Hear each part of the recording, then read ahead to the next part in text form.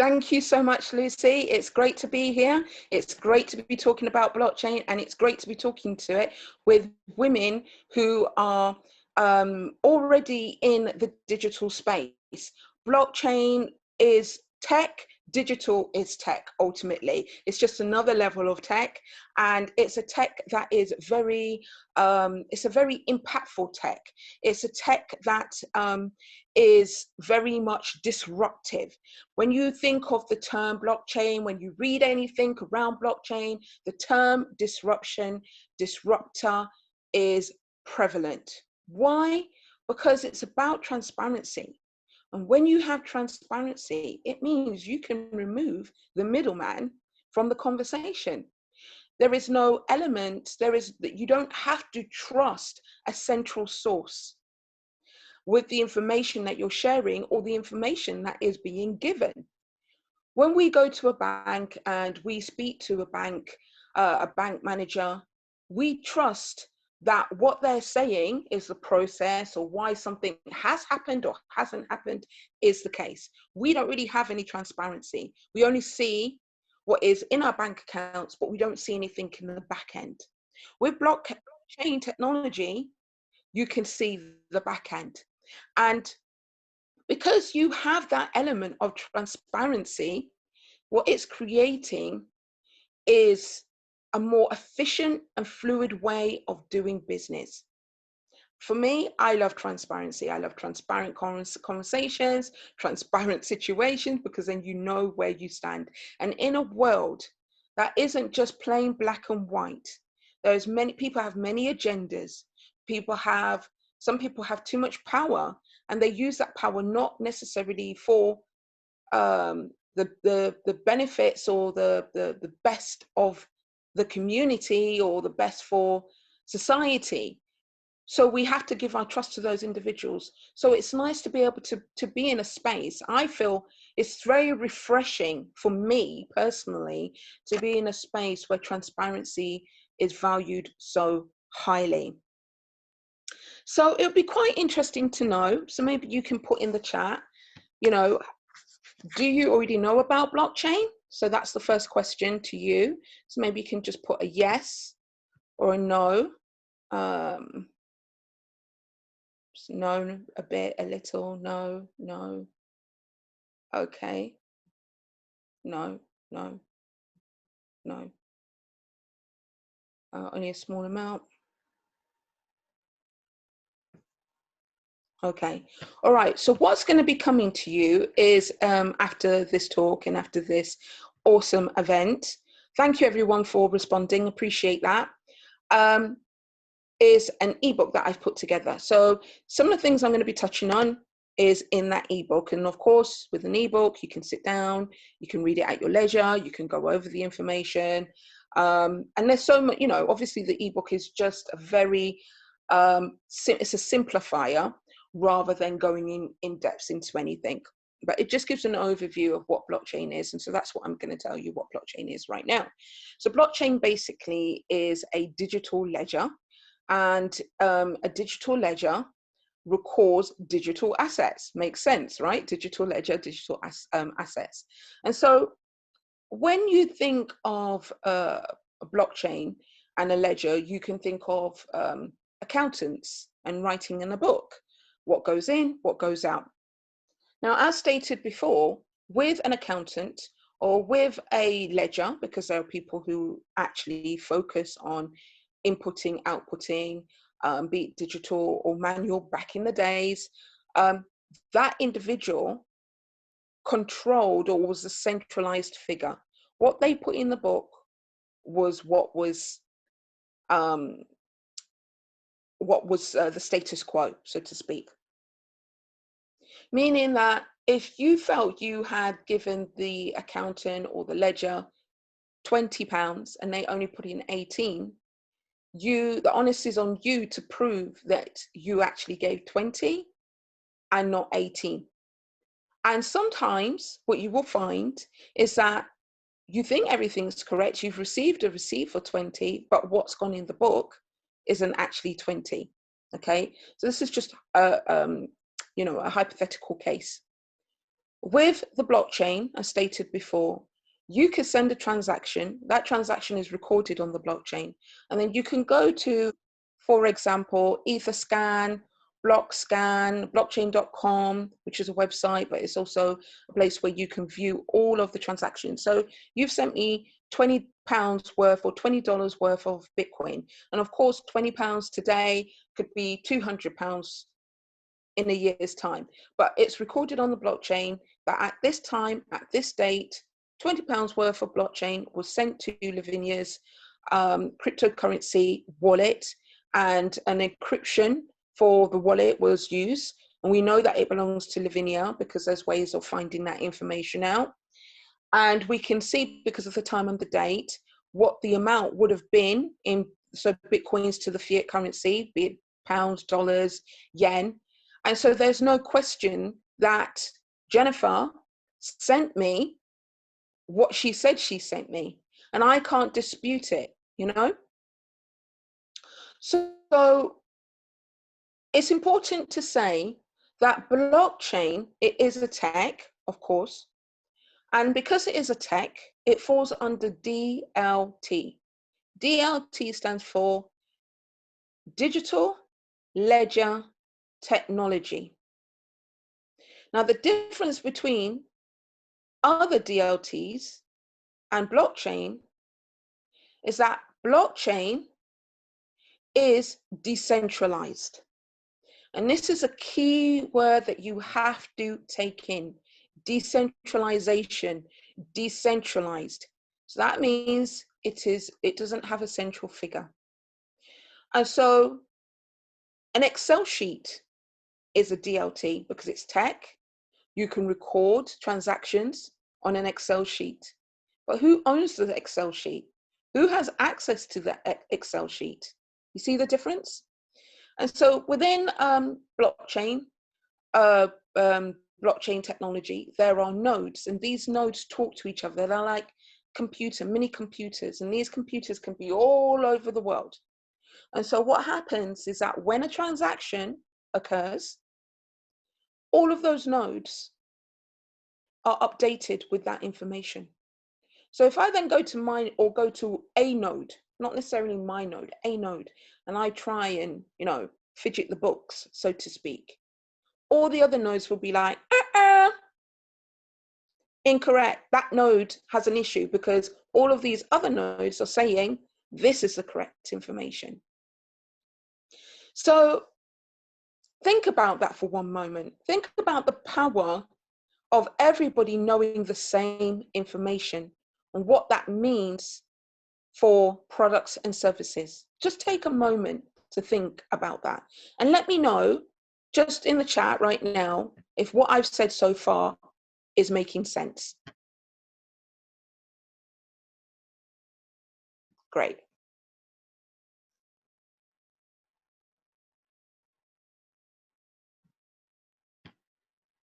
Great. Great. So that is the basic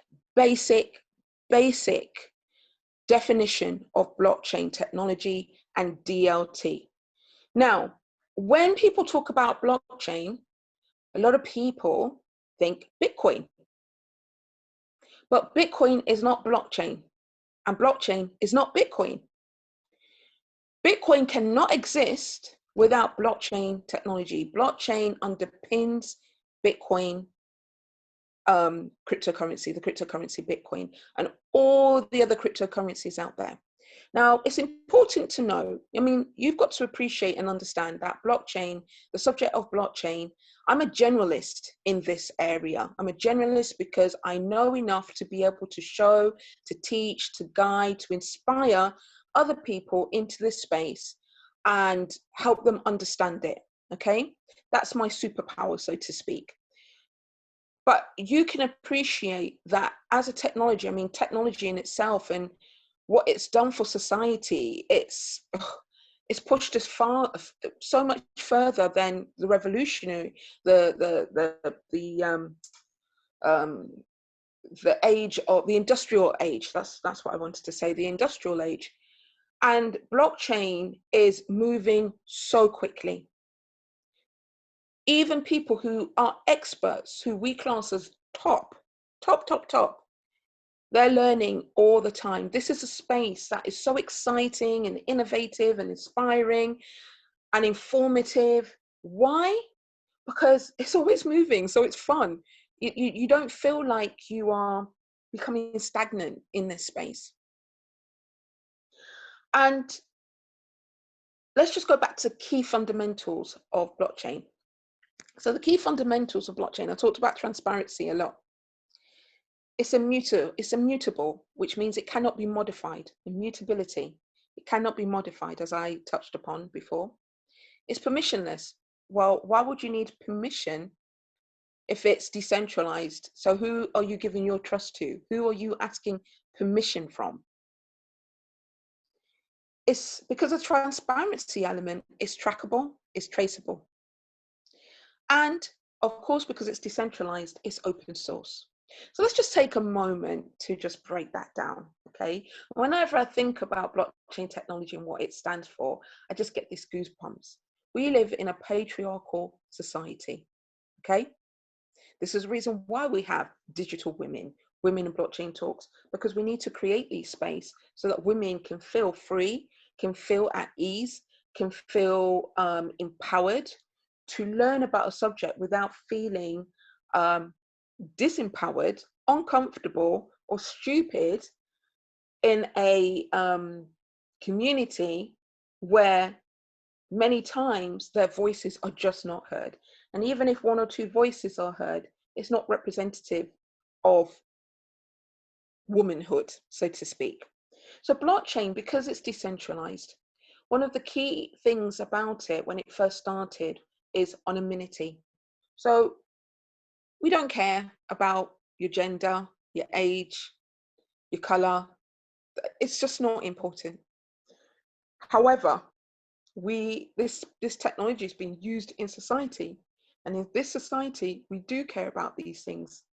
Subconsciously, unsubconsciously, intentionally, these things matter. You know, we have eyes, we see color, we see gender, okay? And the fact of the matter is, when blockchain first started, it was dismissed. And so, you know, it was dismissed as illegal, nefarious.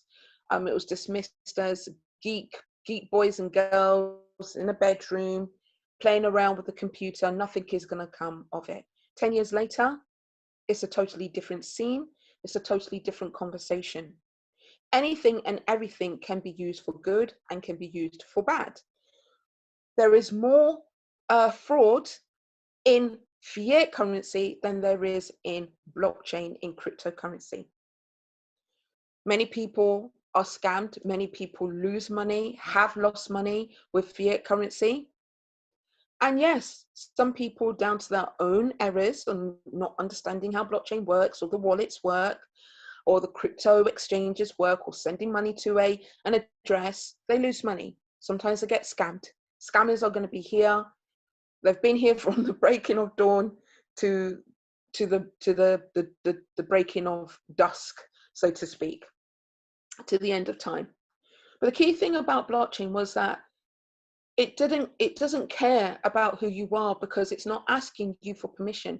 And you know how I find that so empowering, that I can be in a space and I can use a technology that doesn't care what I look like, or what age I am, or what gender I am, because it's all about anonymity.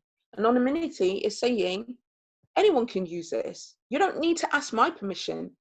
And this is one thing in my years as an entrepreneur, because my background, I didn't really give you a background of who I am, but I've been an entrepreneur for the last 10 years or so, and my background is in financial well-being and money mindfulness. And that is how I got into this space, because if you're talking about money, you talk about money in the past tense, the present, and future, right? Because if you're talking to people about their relationship with money, you need to be able to say to them, hey, look at this aspect, look at that aspect.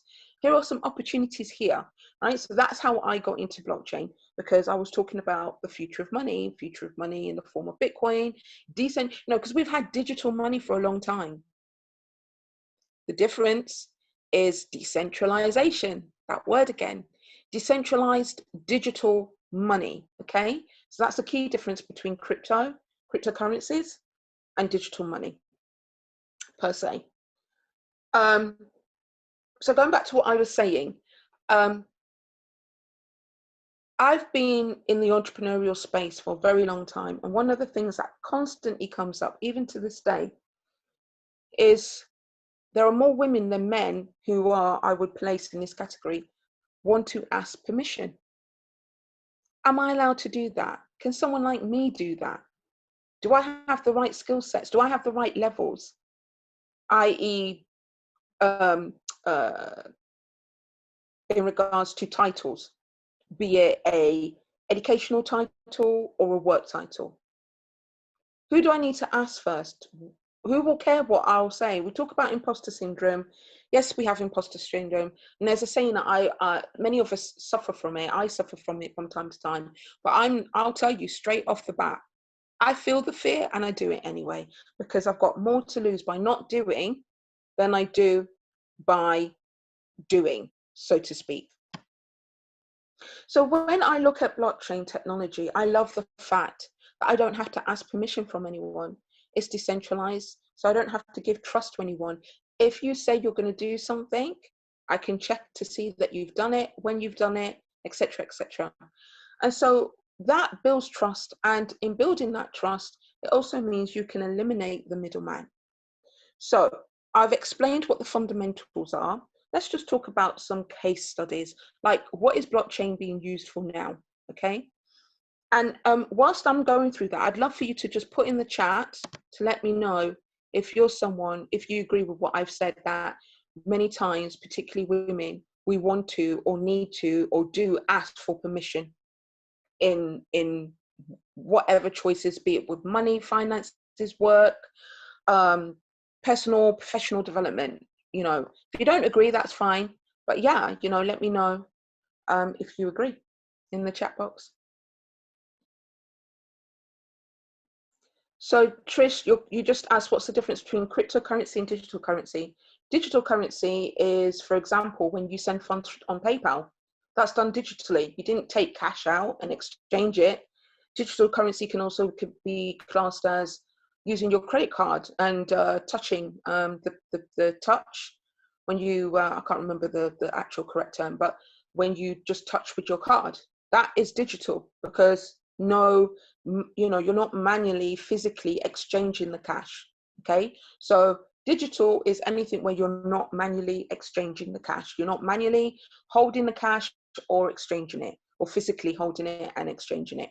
And then cryptocurrency is decentralized digital currency. So it's digital because it's not, you can't hold it, but it's decentralized. Okay, so that's what cryptocurrency is. And then also the other aspect of cryptocurrency is that it uses encryption to send. You're using, there's a whole lot of algorithms, you know, in the tech world, there's algorithms. In blockchain, there's algorithms, but they also use another level of encryption. Okay, so cryptography is obviously a very important element of blockchain. And that's what, you know, what allows the blockchain to know where to send funds and to record it accordingly. So encryption, cryptography. That's really great, Melanie. Exactly. So Melanie's saying, I've noticed that I used to apologize a lot for stuff too. Now I explain without saying sorry. Men rarely, if ever, apologize. I would just explain as if they had a problem, or made a mistake. Okay, I'm glad that you see that now, Trish. Okay, so I see there's a question in the Q&A box. Let's have a look. What are your thoughts on all the different cryptocurrencies out there? I know Bitcoin is still very much the leader, but very expensive. I'm currently on BitClout and mining with Pi Network and B Network. All risk-free at the moment, but they do have longevity. Well, I don't think that you're saying all risk-free at the moment, but do they have longevity? No one can say if they have longevity. I can't say. There's many things that I've got involved in within the blockchain space, and then it's, you know, crashed and burned. this world is still, you know, to me, it's 10 years young, but if you're coming into this space, you're coming into it as a pioneer. Because if you look around your circle, your close circle, and even their circle, and you ask them what blockchain is, most of them won't know what blockchain is. So you coming into this space, you start talking to people and it feels like everybody knows about it. But the truth of the matter is, like, nobody knows, not that many. We're a small collective. People are starting to learn more about the terminology, but the actual engagement and interaction in this space is still quite small. What is growing, which is quite interesting, is that there's more women going into crypto trading and crypto investing. So what's the difference between trading and investing? So the difference between trading is, like, think of, you know, Forex. That's trading. Forex trading, you're trading, right? So with investing, it's more a case of you've taken your fiat currency, your 10, 20 pounds, 200, 1,000, whatever amount you want to take, and you've exchanged it via crypto exchange for Bitcoin, Ethereum, or one of the other many cryptocurrencies, okay? You're now going to hold that. You said to yourself, I don't want to trade it. I just want to hold it. I want to hodl. So this is a word that people use in the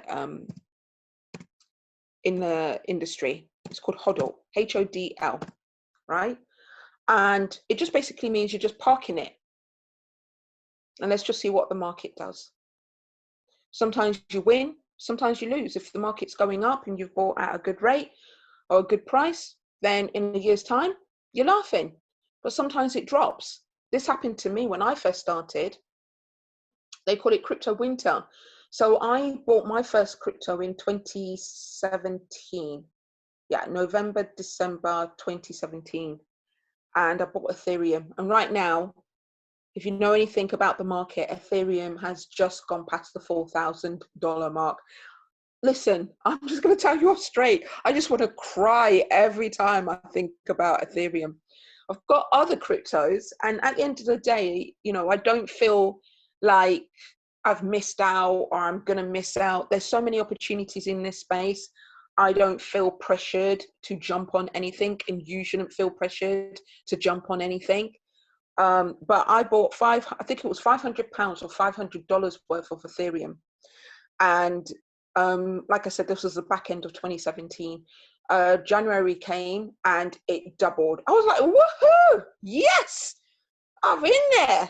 And then it was like crypto winter began. And at the end of the end of January 2018, the market crashed. Everything crashed. And I left it. I didn't take anything out. I left it.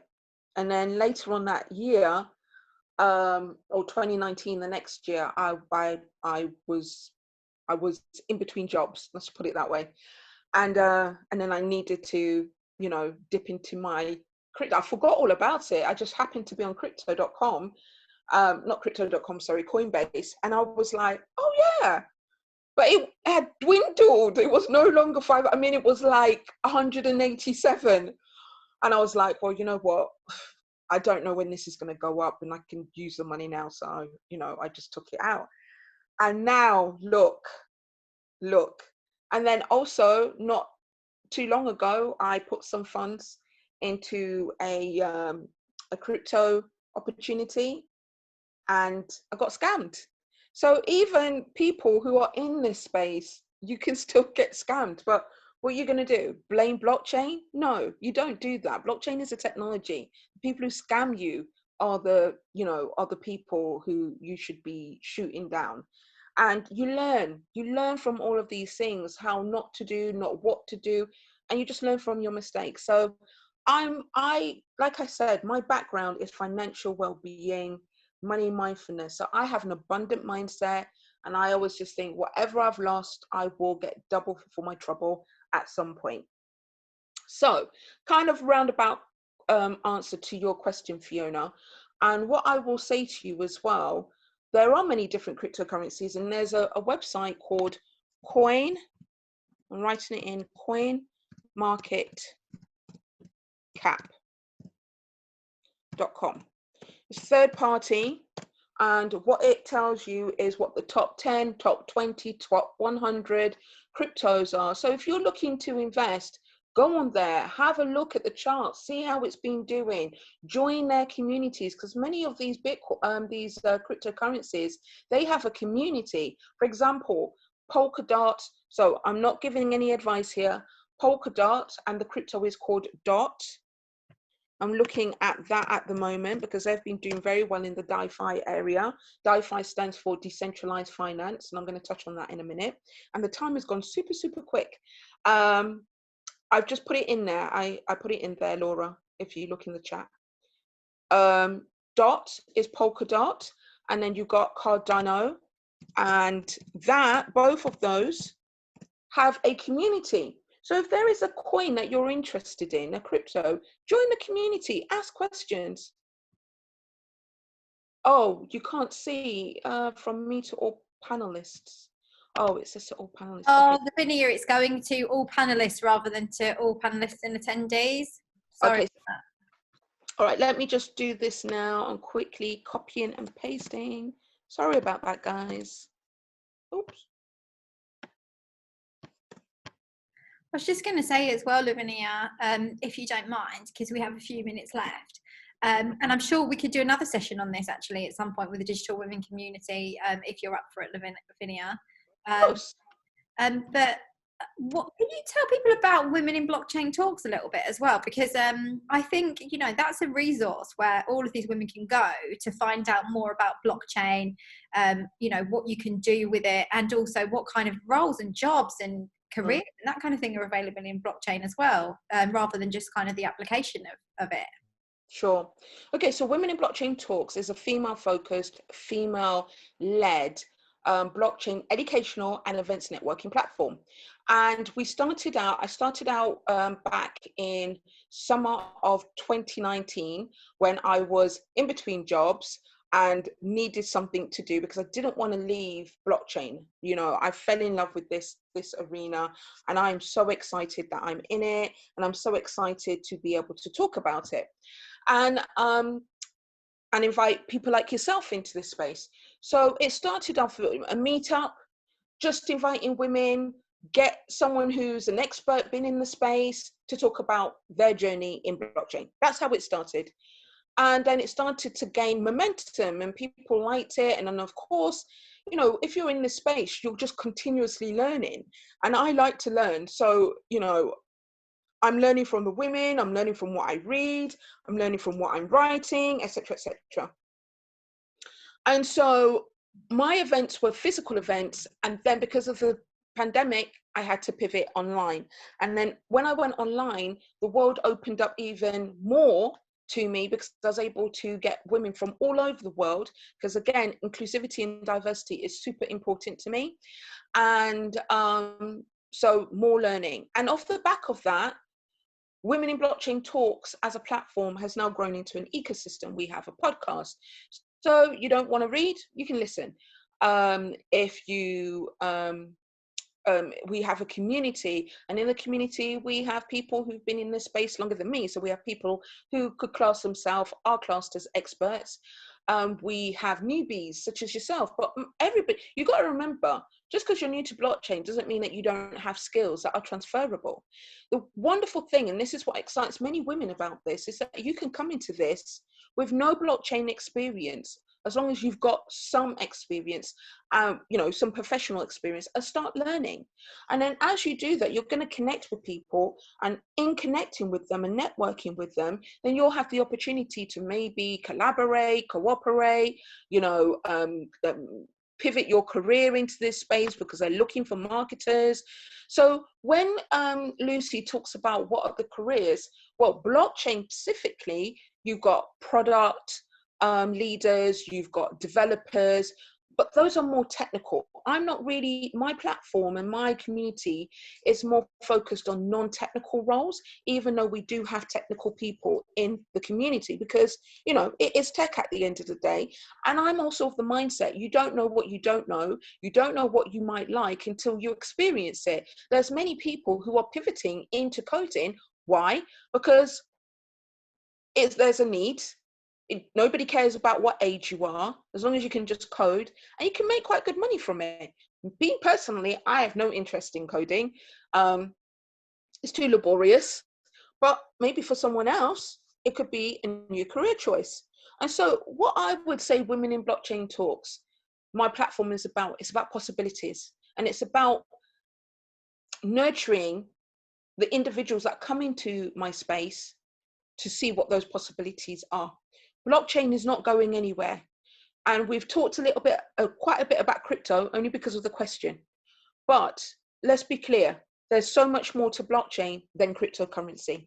And so, you know, here are just quickly, here are 5 use cases. So banking and finance, because, you know, it was born from that. And just so you know, Bitcoin was born, it was a white paper, there's a white paper on it, and it was born from the 2008 financial crash. A group of people, Satoshi apparently, came together and they were like, how do we take back the power? Why do all these financiers and bankers have all this power to create this global financial depression? We need to find a way where we can become our own bankers. And for me, that is so powerful. I mean, how powerful is that? Come on. So, so banking and tech and finance is at the core of blockchain. But blockchain, because it's so disruptive, it's a disrupting supply chain. What does that mean? So instead of the farmers who ply the land, work the land, going through a middle person, they can go direct to source and use the blockchain to earn more money from their own work.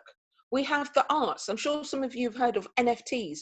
NFTs are non-fungible tokens, and that's a topic in its own self. And it's disrupting the creative markets, arts, music, sports. You know, we have medical records. Think of vaccine passports, right? So blockchain is being used for that, for recording data. There's a pro and a con to that, because like I said, with anything, can be used for good or for bad. And then we've got governmental records, so such as digital recording of votes.